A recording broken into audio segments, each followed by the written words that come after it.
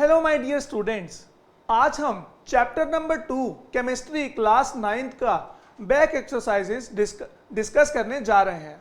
तो चलिए स्टार्ट करते हैं। आपको अपनी स्क्रीन पर बैक एक्सरसाइज दिख रही होगी, तो देखते हैं पहला क्वेश्चन क्या बोलता है।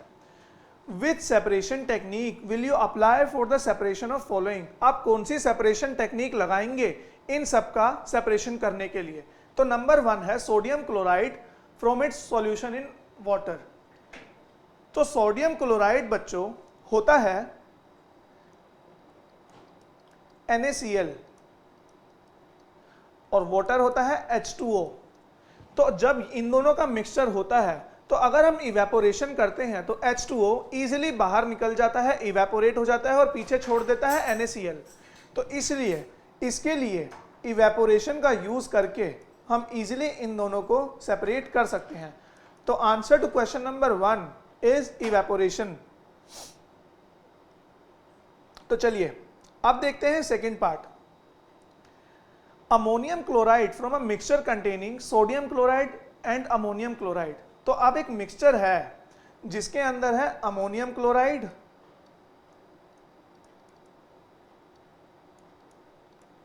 और सोडियम क्लोराइड। तो हमसे पूछा जा रहा है कि इन दोनों में से हम इन दोनों को सेपरेट कैसे करें। तो बच्चों हमने पढ़ा था अमोनियम क्लोराइड सब्लिमेशन में जाता है। सब्लिमेशन मतलब डायरेक्टली सॉलिड से गैस में कन्वर्ट हो जाता है। तो अगर मुझे किसी मिक्सचर में से अमोनियम क्लोराइड को निकालना है तो बेस्ट वे इज सब्लिमेशन। तो इसका आंसर हो जाएगा sublimation.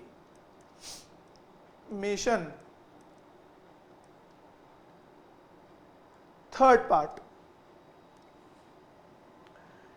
Small pieces of metal in the engine oil of a car. तो बच्चों अब स्मॉल पीसेस हैं तो इसको तो हम इजीली फिल्ट्रेशन करके इंजन ऑयल नीचे आ जाएगा और small pieces of metal filter paper पे ही रह जाएंगे।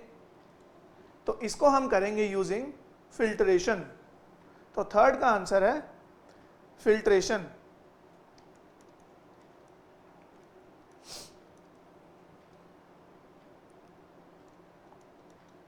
फोर्थ,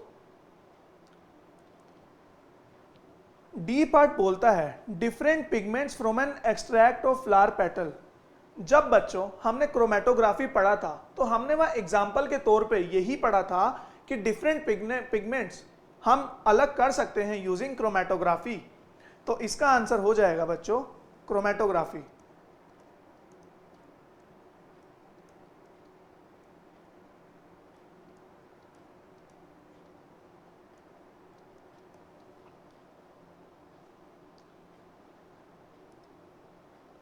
उसके बाद हमसे पूछा जाता है बटर फ्रॉम कर्ड, कि बटर को कर्ड में से कैसे अलग करें।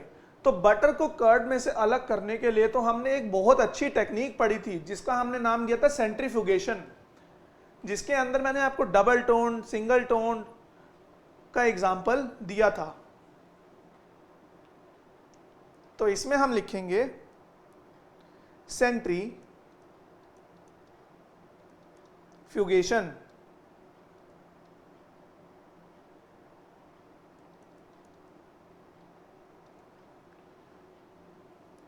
नेक्स्ट पार्ट बोलता है oil from water using funnel. हमने ऑयल फ्रॉम वाटर को ही सेपरेट किया था एक एग्जांपल लेकर इन फनल सेपरेशन। जब हमने दो इमिसिबल लिक्विड्स को सेपरेशन करना सीखा था उसके अंदर हमने देखा था हम फनल के थ्रू ऑयल और वाटर को अलग अलग करते थे। तो इसका आंसर हो जाएगा यूजिंग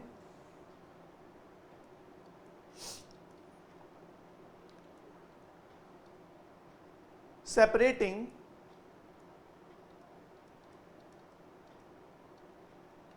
funnel।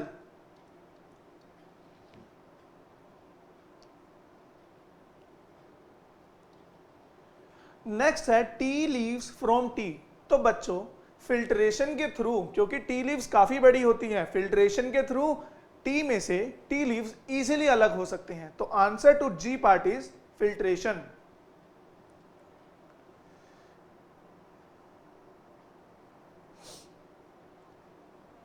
क्वेश्चन 1 के जी पार्ट का आंसर हो गया फिल्ट्रेशन,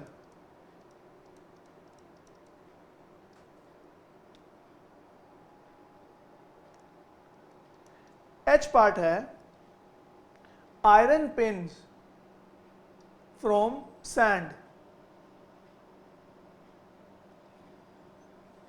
तो आयरन पिन्स को हम मैग्नेटिक सेपरेशन से अलग करते हैं। अब मैग्नेटिक सेपरेशन क्या होता है? जब सैंड में आयरन पड़ा होता है, आयरन के पिन्स पड़े हैं, तो हम सैंड के ऊपर मैग्नेट को ऐसे चलाएंगे। अब जब मैग्नेट को चलाएंगे तो आयरन क्योंकि मैग्नेट को अट्रैक्ट करता है, सैंड में से मैग्नेट सारे अलग हो जाएंगे, तो इसीलिए मैग्नेटिक सेपरेशन।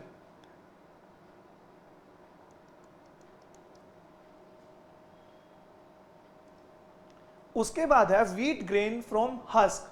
तो इसके लिए आपने अपनी छोटी क्लासेस में, क्लास 7 क्लास 8 में एक टेक्निक सीखी होगी जिसका नाम है विनोइंग। तो answer to I part is winnowing.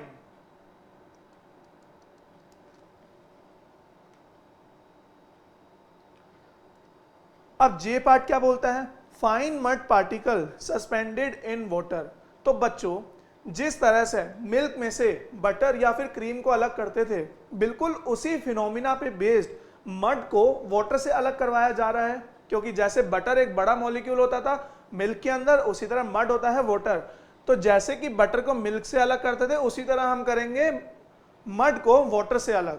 तो किस तरीके से हम मड को वाटर से अलग करते थे? तो उसका आंसर है बच्चों सेंट्रीफ्यूगेशन।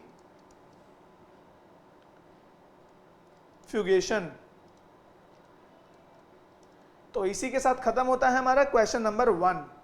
अब क्वेश्चन नंबर 2 क्या कहता है?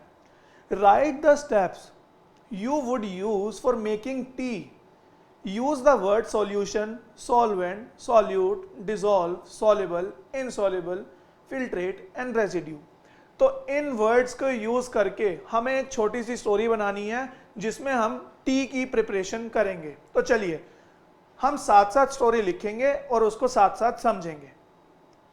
तो चलिए स्टार्ट करते हैं story. Answer number 2। First, water is taken as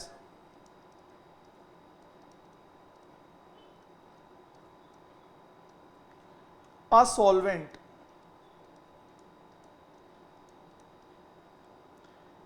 in a saucer pan। तो देखिए बच्चों, हमने यहां पर वाटर को सॉल्वेंट की तरह लिया, तो सॉल्वेंट का यूज किया। अब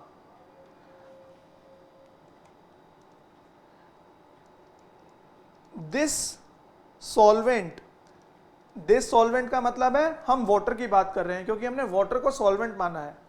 this solvent is allowed to boil. अब इस सॉल्वेंट को हमने बॉयल किया। During heating,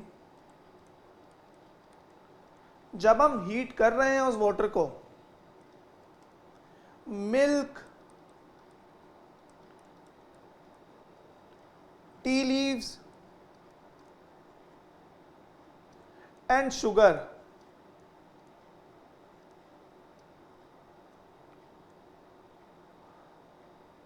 are added to the solvent as solutes। तो अब हमने इस लाइन में मिल्क को, टी लीव्स को और शुगर को सॉल्यूट बोला, तो हमने वर्ड सॉल्यूट को भी यूज कर लिया। अब बच्चों, क्योंकि more than one thing is being mixed, तो इसने बनाया एक मिक्सचर। तो अब हम लिखेंगे they form a solution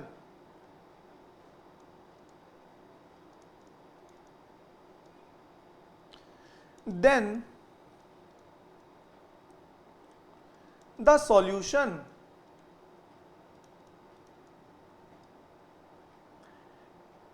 is poured through a strainer.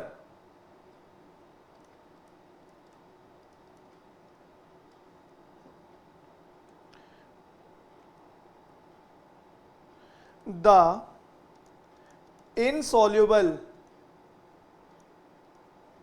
part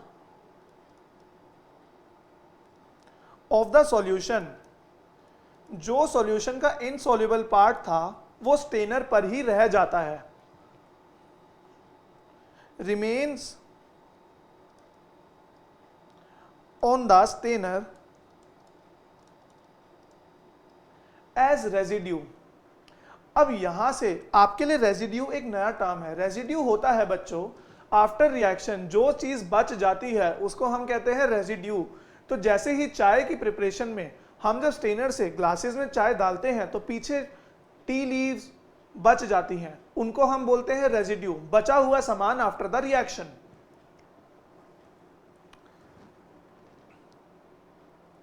now filtrate, filtrate मतलब जो हमें फिल्ट्रेशन के बाद चीज मिली है उसे हम कहते हैं फिल्ट्रेट, इज बीइंग सर्व्ड, और फिल्ट्रेट को हम सर्व कर देते हैं। तो ये था बच्चों आंसर टू क्वेश्चन नंबर 2। अब क्वेश्चन नंबर 3 एक इंटरेस्टिंग क्वेश्चन है, तो चलिए देखते हैं question number 3। Pragya tested the solubility of 3 different substances at different temperature and collected the data as given below. The results are in the following table as grams of substances dissolved in 100 grams of water to form a saturated solution. Saturated solution क्या होता है ये हम अच्छे से जानते हैं। तो प्रज्ञा ने टेस्ट किया solubility का 3 different substances at different temperature, उसने different temperature but different substances का solubility टेस्ट किया और उसने कुछ डेटा कलेक्ट किया जो कि नीचे गिवन है। और ये जो गिवन हमारे पास डेटा है ये बोला जाता है कि ये as a gram of substance dissolve in 100 gram of water, ये 100 ग्राम ऑफ वाटर के हिसाब से जितना डिसोल्यूशन होता है वो हमें डेटा गिवन है। तो अब हमारे से 4 क्वेश्चन पूछे गए हैं। Question number 1, what mass of potassium nitrate would be needed to produce a saturated solution of potassium nitrate in 50 gram of water at 313 Kelvin। बोला जा रहा है कि पोटेशियम नाइट्रेट का कितना मास चाहिए होगा 50 ग्राम ऑफ वाटर में, अगर हम डालें उसको वो सैचुरेटेड बना दे एट 313 केल्विन। तो चलिए देखते हैं, यहां पर साफ साफ क्वेश्चन में गिवन है कि 313 केल्विन टेम्परेचर पर पोटेशियम नाइट्रेट का डेटा जो गिवन है वो है 62।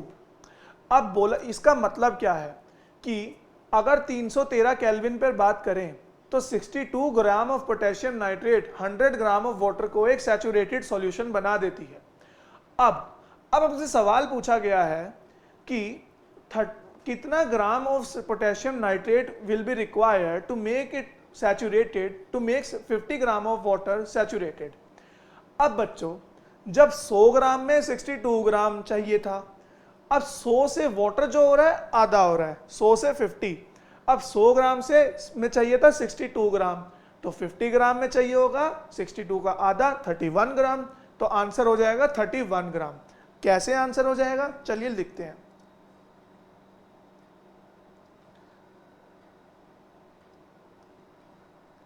आंसर नंबर 3 का ए पार्ट, 100 ग्राम ऑफ वाटर में for saturation requires 62 gram of potassium nitrate,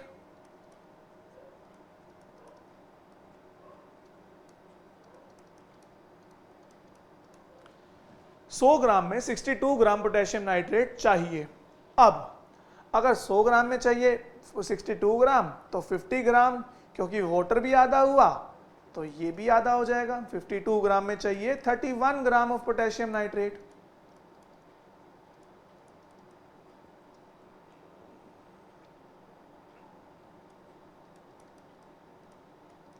तो इसका आंसर होगा सिंपली 31 ग्राम। ये था ए पार्ट। चलिए अब डिस्कस करते हैं B part.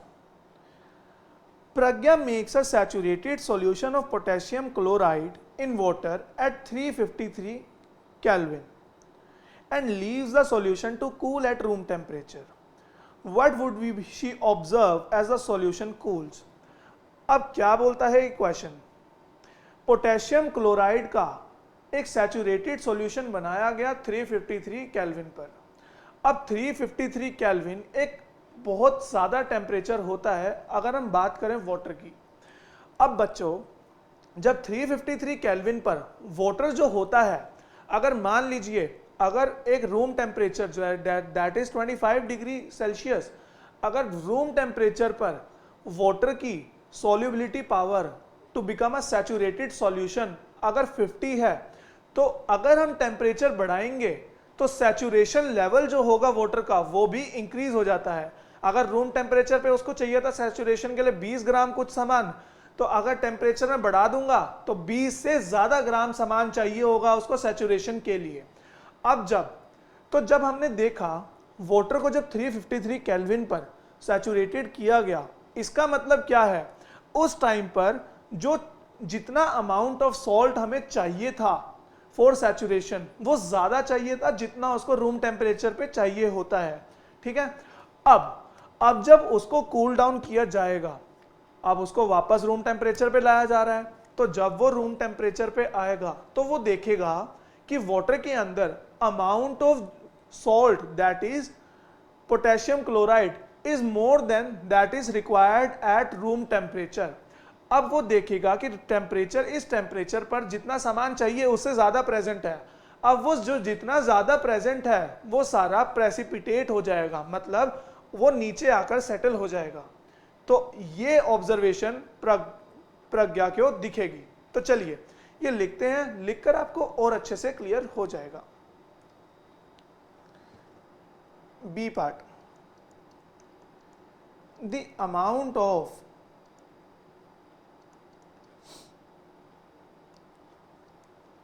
Potassium chloride that should be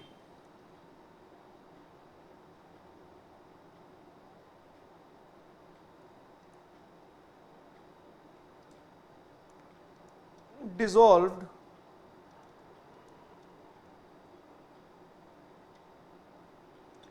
in water to make it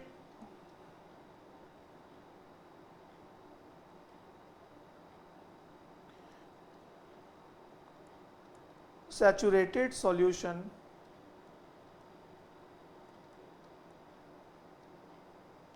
increases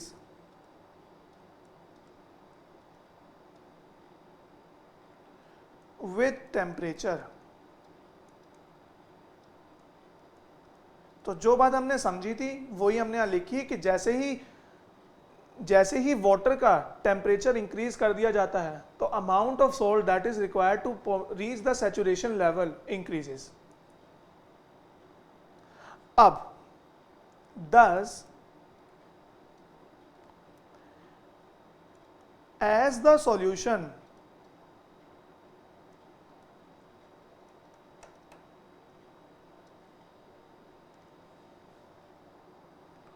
cools, some of the potassium chloride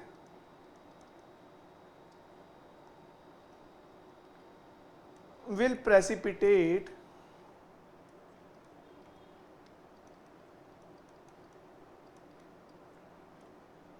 out of the solution. अब प्रेसिपिटेट का मतलब होता है बच्चों रेजिडुअल। जब सॉल्यूशन बनता है उसके बाद अगर मैं सैचुरेशन लेवल के बाद और सॉल्ट डालता जाऊं तो वो नीचे जाकर सेटल हो जाता है, और जो नीचे सेटल होता है उसे हम कहते हैं रेजिडुअल या फिर प्रेसिपिटेट्स। तो प्रेसिपिटेशन हो जाता है जो अमाउंट ऑफ पोटेशियम फालतू था, पोटेशियम क्लोराइड जो कि सॉल्यूशन में पहले से प्रेजेंट था।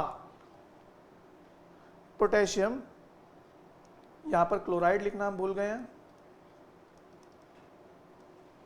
तो चलिए, ये था बी पार्ट। अब आ जाते हैं सी पार्ट पे।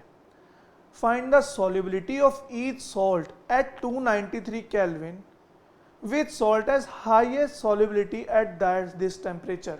बहुत ही आसान क्वेश्चन है ये। हमसे पूछा गया है 293 केल्विन पर सारे सॉल्ट की सॉल्युबिलिटी बता दो। तो पोटेशियम नाइट्रेट जैसा कि हमें दिख ही रहा है 32 है, सोडियम क्लोराइड की 36, पोटेशियम क्लोराइड की 35 और अमोनियम क्लोराइड की 37। तो चलिए ये चीज हम लिख लेते हैं। सी पार्ट,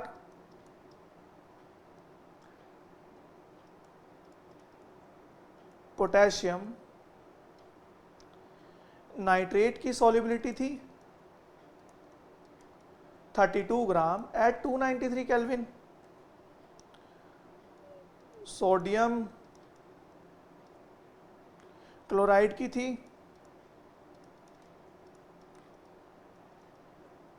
36 ग्राम। पोटेशियम क्लोराइड की थी 35 ग्राम्स और अमोनियम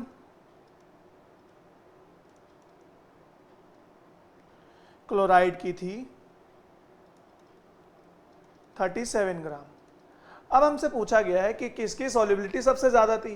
तो जैसा कि हमें दिख रहा है अमोनियम क्लोराइड जो कि 37 ग्राम डिसॉल्व हो सकता है 100 ग्राम ऑफ वाटर में, उसकी सॉल्युबिलिटी सबसे ज्यादा है। तो इसका आंसर हो जाएगा अमोनियम क्लोराइड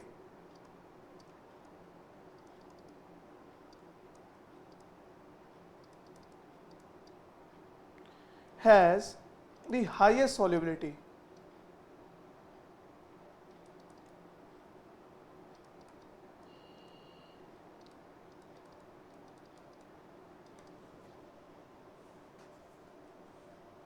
चलिए, ये था सी पार्ट। अब हम देखते हैं D part. What is the effect of change of temperature on the solubility of salt.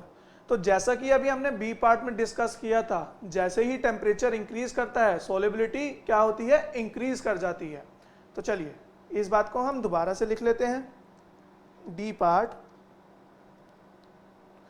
The solubility of salt increases with increase in temperature।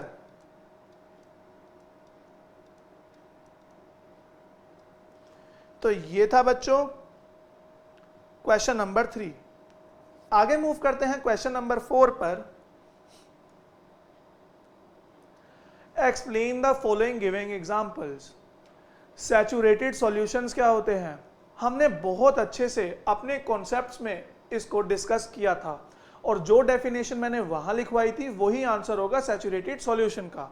उसी तरह प्योर सब्सटेंस भी, कॉलॉइड भी, सस्पेंशंस भी, हमने सबको अपनी थ्योरी क्लासेस में डिस्कस किया था। आप अपने प्रीवियस लेक्चर्स देखेंगे तो आपको इनकी डेफिनेशन मिल जाएगी, और वही आपको एक्सप्लेनेशन लिखनी है। हमने हर के साथ एग्जाम्पल डिस्कस किया था, तो वही एग्जाम्पल्स आपको यहाँ पर लिखने हैं। तो हम इस क्वेश्चन को स्किप कर रहे हैं क्योंकि हमने इसको पहले डिस्कस कर लिया है। चलिए अब आगे बढ़ते हैं क्वेश्चन नंबर 5 पर। Classify each of the following as homogeneous और हेट्रोजीनियस मिक्सचर। तो होमोजीनियस क्या होते हैं, हेट्रोजीनियस क्या होते हैं, आपको इस क्वेश्चन को सॉल्व करने से पहले पता होना चाहिए, जो कि हमने अपनी थ्योरी क्लासेस में डिस्कस किया था। अब बच्चों होमोजीनियस मिक्सचर में वो मिक्सचर्स होते हैं जो कि यूनिफॉर्मली मिक्स हो जाएं, हेट्रोजीनियस यूनिफॉर्मली मिक्स नहीं होते थे। तो अब हमें कुछ कुछ एग्जाम्पल्स दे रखी हैं और हमें बताना है होमोजीनियस और हेट्रोजीनियस कौन से हैं। तो सबसे पहला जो हमें एग्जाम्पल दे रखा है वो है, हम पहले सारे एग्जाम्पल्स लिख लेते हैं और उसके आगे बताएंगे कि ये कौन सा है। सबसे पहला था सोडा वाटर,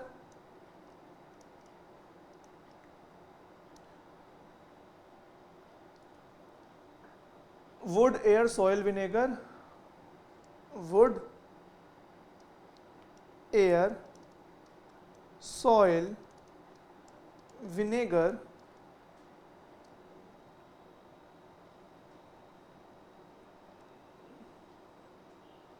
फिल्टर टी।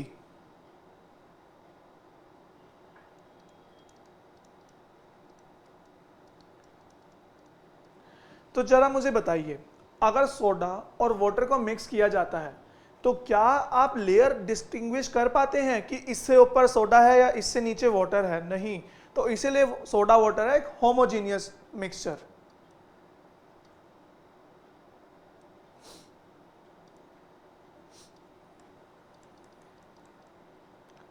उसी तरह वुड जो है, क्योंकि वुड के अंदर आप सेपरेशन कर पाते हैं पार्टिकल्स का, तो इसीलिए वो है एक हेट्रोजीनियस मिक्सचर।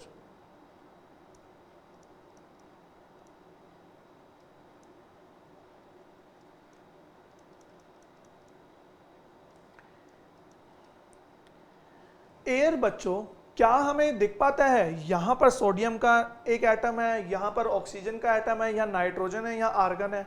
क्या हमें एयर में अलग अलग ऐसे कंपाउंड्स दिखते हैं? तो इसका आंसर है नहीं दिखते। हमें तो एयर यूनिफॉर्म दिखती है, तो इसीलिए एयर एक होमोजीनियस मिक्सचर है।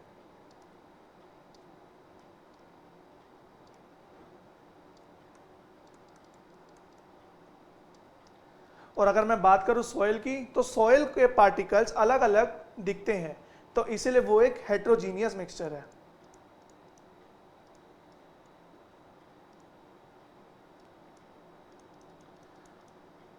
व्हाइट विनेगर, ब्लैक विनेगर आपने देखा होगा, तो वो एक लिक्विड फॉर्म में होता है जिसके पार्टिकल्स अलग अलग नहीं दिखते हैं, तो इसीलिए वो भी एक होमोजीनियस मिक्सचर है।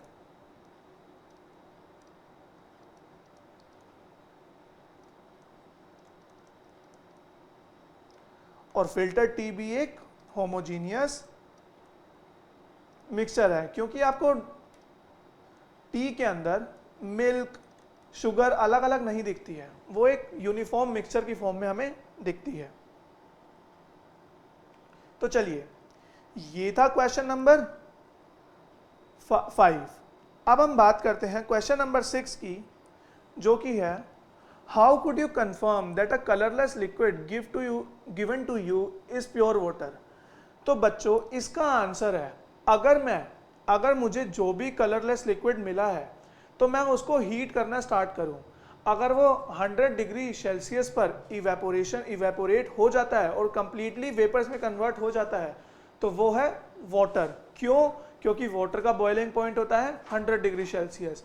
पर अगर मुझे कोई और कलरलेस लिक्विड मिलेगा तो और वो वाटर नहीं है, तो वो 100 डिग्री सेल्सियस पर इवेपोरेट नहीं होगा। तो इसके थ्रू, इवेपोरेशन के थ्रू एट 100 डिग्री सेल्सियस हम पता कर सकते हैं कि वो वाटर है या नहीं है। तो इसका आंसर नंबर 6 हम लिखेंगे, take a sample and heat the sample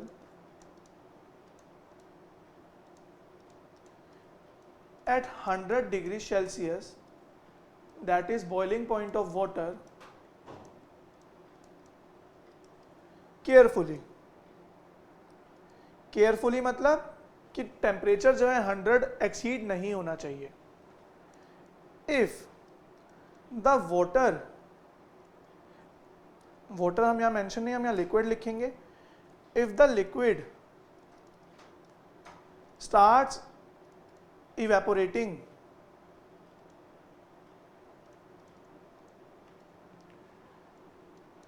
at 100 degree Celsius and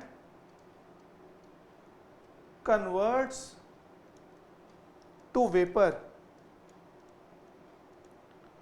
then it is water. दूसरे कलरलेस लिक्विड 100 डिग्री सेल्सियस पर वेपर्स में कन्वर्ट नहीं होंगे, क्योंकि हर सब्सटेंस का अपना बॉइलिंग पॉइंट होता है और वाटर का बॉइलिंग पॉइंट है 100 डिग्री सेल्सियस। तो अब बात करते हैं आंसर नंबर 7 की। क्वेश्चन नंबर 7 क्या बोलता है, which of the following material fall in the category of pure substances. तो प्योर सब्सटेंसेस की कैटेगरी में कौन सा आता है? आइस। आइस एक प्योर फॉर्म ऑफ वाटर है, तो वो वाटर से मिलकर बना है, तो इसीलिए वो एक प्योर सब्सटेंस है। आइस एक कंपाउंड है। मिल्क, तो मिल्क हमने जब हमने कोलॉइड्स पढ़े थे तो हमने बोला था मिल्क एक कोलॉइडल सॉल्यूशन होता है, तो इसलिए वो प्योर सब्सटेंस नहीं है।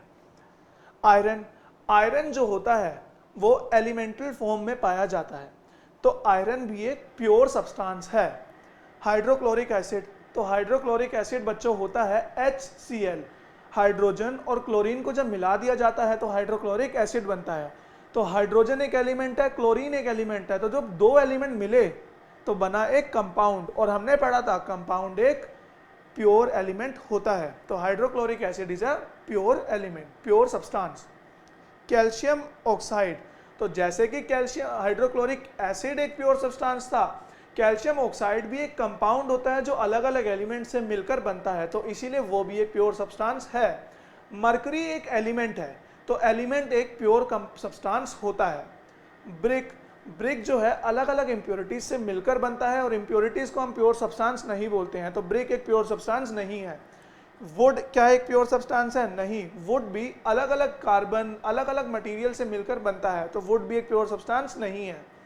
एयर, एयर के अंदर अलग अलग इंप्योरिटीज गैसेस प्रेजेंट है, तो air is also not a pure substance. तो कौन कौन से प्योर सब्सटेंस इसमें है हम लिखेंगे? प्योर सब्सटेंस, तो इसके अंदर जो प्योर सब्सटेंस थे, पहला था आइस, फिर था आयरन, फिर था हाइड्रोक्लोरिक एसिड,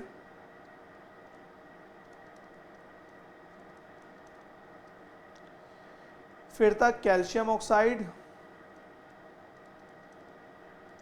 और फिर था मर्क्यूरी। तो ये सारे हैं प्योर सब्सटेंसेस जो कि गिवन है। चलिए अब बात करते हैं क्वेश्चन नंबर 8 की। Identify the solution among the following mixture. तो देखिए, क्या सॉइल एक सॉल्यूशन है? क्या सी वाटर एक सॉल्यूशन है? क्या एयर एक सॉल्यूशन है? क्या सोडा वाटर एक सॉल्यूशन है? अब बच्चों ये सारे मिक्सचर्स हैं। अब सॉल्यूशन के अंदर सॉल्वेंट और सॉल्यूट दोनों होने चाहिए, तो सॉइल के अंदर सॉल्वेंट क्या होगा, सॉल्यूट क्या होगा, हमें नहीं पता, तो इसीलिए सॉइल जो है एक सॉल्यूशन नहीं है। सी वाटर, वाटर के अंदर, सी वाटर के अंदर सॉल्वेंट होता है वाटर और सॉल्यूट होता है सॉल्ट, क्योंकि सी वाटर सलाइन होता है, तो इसीलिए वो एक सॉल्यूशन है। क्या एयर एक सॉल्यूशन है? जी हाँ, एयर एक सॉल्यूशन है। क्यों सॉल्यूशन है? क्योंकि नाइट्रोजन और ऑक्सीजन जो कि एक्सेस में प्रेजेंट है, हम उसे एक सॉल्वेंट अज्यूम कर सकते हैं, और जो बाकी 3% गैसेस हैं उसे सॉल्यूट की तरह हम ट्रीट कर सकते हैं, तो air is also a solution. क्या कोल एक सॉल्यूशन है? नहीं, कोल एक सॉल्यूशन नहीं है। कोल बना होता है कार्बन का, तो कार्बन एक सॉल्यूशन नहीं है, क्योंकि इसमें सॉल्वेंट और सॉल्यूट अलग अलग डिस्टिंग्विश नहीं हो सकते हैं। क्या सोडा वाटर है? बिल्कुल है। अगर मैं वाटर के अंदर थोड़ा सा सोडा डालूं तो सॉल्वेंट हो गया वाटर, सॉल्यूट क्या हो गया, सोडा। तो इसके अंदर सी वाटर, एयर और soda are the solutions and soil and coal are only mixtures. तो चलिए लिख लेते हैं इस बात को भी। Answer number 8,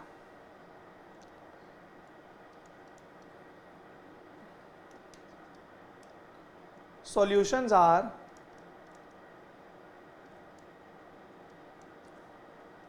sea water, air and soda water. Answer number 9। अब हमसे पूछा जा रहा है कि which of the following shows Tyndall effect. तो टिंडल इफेक्ट कौन दिखाता है? जो कोलॉइडल सॉल्यूशंस होते हैं वो दिखाते हैं टिंडल इफेक्ट। तो बच्चों सॉल्ट सॉल्यूशन एक कोलॉइडल सॉल्यूशन नहीं होता। जब हमने टिंडल इफेक्ट पढ़ा था वहां पे हमने एक सॉल्ट सॉल्यूशन भी लिया था, तो हमने देखा था वहां पे उसने टिंडल इफेक्ट नहीं दिखाया था। मिल्क एक कोलॉइडल सॉल्यूशन है। कॉपर सल्फेट सॉल्यूशन फिर से ये एक सॉल्ट सॉल्यूशन है, तो सॉल्ट सॉल्यूशन टिंडल इफेक्ट नहीं दिखाता है। स्टार्च सॉल्यूशन ये भी एक कोलॉइडल सॉल्यूशन है, तो जो सॉल्यूशन कोलॉइडल है वो दिखाएंगे टिंडल इफेक्ट। तो इस चारों में milk and starch solution are colloidal solutions, तो इसीलिए वो दिखाएंगे टिंडल इफेक्ट। तो लिख लेते हैं, since only colloidal solution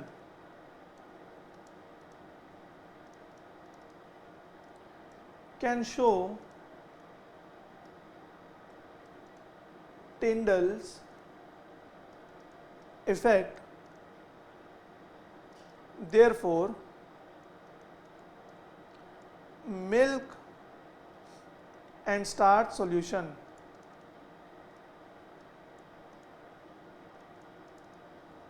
will only show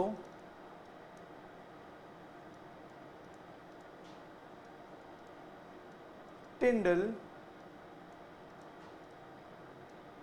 effect।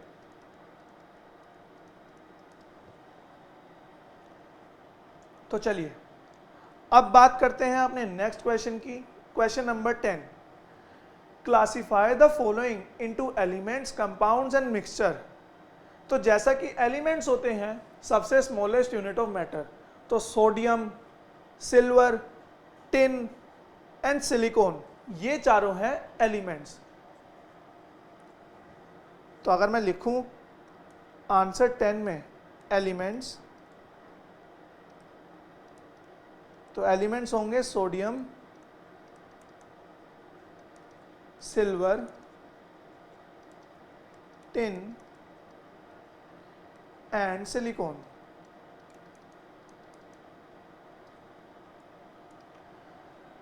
तो सोडियम, सिल्वर, टिन और सिलिकॉन हो गए अब अलग।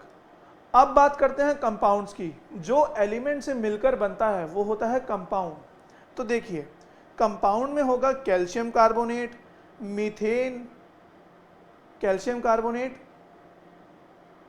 और नेक्स्ट पेज पे हमें कुछ और भी दे रखे हैं, मीथेन, कार्बन डाइऑक्साइड। तो ये होंगे बच्चों, क्योंकि मीथेन होता है CH4, कार्बन डाइऑक्साइड होता है CO2, क्योंकि कार्बन ऑक्सीजन कार्बन हाइड्रोजन से मिलकर, एलिमेंट से मिलकर बने हैं, तो इसीलिए ये है हमारे कंपाउंड्स। तो कंपाउंड्स में हम लिखेंगे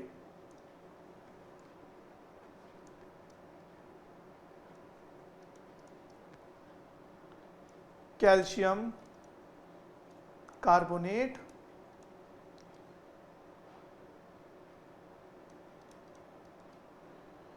methane and carbon dioxide. Elements हो गए, कंपाउंड्स हो गए, बाकी जितने भी बचे वो हो जाएंगे हमारे सॉल्यूशंस या फिर मिक्सचर्स। तो मिक्सचर्स हो गए soil, sugar, coal, air, soap and blood. Blood बच्चों एक कोलॉइडल सॉल्यूशन होता है। अब आ जाते हैं अपनी बैक एक्सरसाइज के लास्ट क्वेश्चन पर, जो कि है which of the following are chemical changes. इनमें से कौन से चेंजेस केमिकल हैं? तो सबसे पहला है ग्रोथ ऑफ प्लांट। तो क्या ग्रोथ ऑफ प्लांट एक केमिकल चेंज है? बिल्कुल है, क्योंकि जब एक बार प्लांट ग्रो कर जाता है वो वापस से छोटा नहीं हो सकता है, तो ये इरिवर्सिबल है और एक नया सब्सटेंस बन रहा है, एक छोटे प्लांट से एक ट्री बन रहा है, तो ये एक केमिकल चेंज है। रस्टिंग ऑफ आयरन, क्या रस्टिंग ऑफ आयरन होता है? जंग लगना, आयरन पर जंग लगना। जब आयरन पर जंग लग जाता है उसे वापस ठीक नहीं किया जाता है, तो इसीलिए ये भी एक केमिकल चेंज है। Mixing of iron filings and sand, क्या ये एक केमिकल चेंज है? आयरन फिलिंग्स को हम मैग्नेटिक सेपरेशन के थ्रू अलग कर सकते हैं, तो इसीलिए ये केमिकल चेंज नहीं है। कुकिंग ऑफ फूड, अगर एक बार फूड कुक हो जाता है तो बाकी क्या दोबारा वो रॉ मटेरियल में कन्वर्ट हो जाता है? नहीं होता, तो इसीलिए cooking of food is also a chemical change. Digestion of food, अब डाइजेस्टेड फूड जो हमारी बॉडी में डाइजेस्ट होता है वो दूसरी फॉर्म्स में कन्वर्ट हो जाता है और वो कन्वर्जन दोबारा से वापस फूड नहीं बना सकता, तो इसीलिए वो भी एक केमिकल चेंज है। फ्रीजिंग ऑफ वाटर, अगर वाटर को फ्रीज कर दिया जाए और अगर उसको बाहर रूम टेम्परेचर पर रख दें तो वापस से वो वाटर बन जाएगा, तो इसीलिए ये केमिकल चेंज नहीं है। बर्निंग ऑफ अ कैंडल, क्या बर्निंग ऑफ अ कैंडल एक केमिकल चेंज है? बिल्कुल है, क्योंकि कैंडल बर्न होते हुए जो मोम होता है वो वापस से नहीं मिल सकता है, तो इसलिए वो भी एक केमिकल चेंज है। तो चलिए लिख लेते हैं कौन कौन से केमिकल चेंजेस हैं और कौन से नहीं है। तो जो केमिकल चेंजेस हैं वो है growth of a plant, rusting of iron, cooking of food,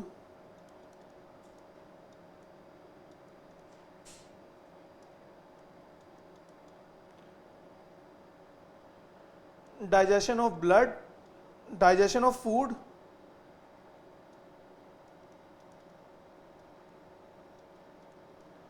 and last burning of candles।